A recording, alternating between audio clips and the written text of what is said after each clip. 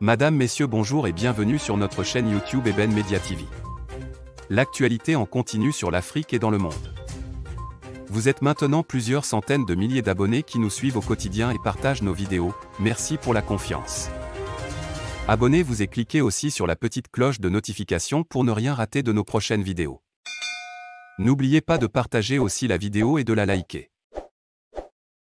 Ce lundi 9 mai est à la fois la date de commémoration par la Russie de la victoire contre le nazisme et la journée de l'Europe.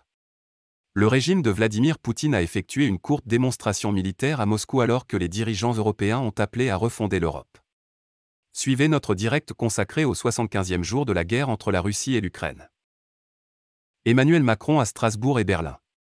En cette journée de l'Europe qui commémore la déclaration Schuman considérée comme l'un des textes fondateurs de l'UE, Emmanuel Macron s'est dit « favorable » à une révision des traités en Europe, lors d'un discours à Strasbourg.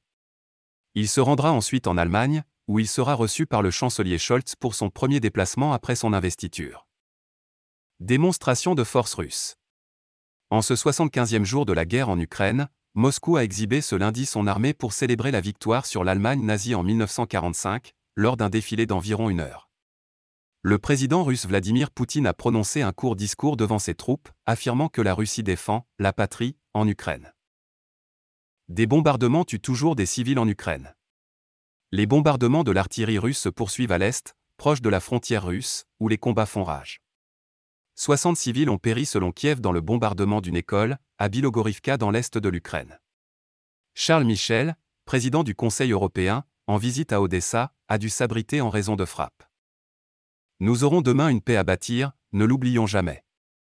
Nous aurons à le faire avec autour de la table l'Ukraine et la Russie, mais cela ne se fera ni dans la négation, ni dans l'exclusion de l'un l'autre, ni même dans l'humiliation, a déclaré le président français au cours d'une conférence de presse au Parlement européen.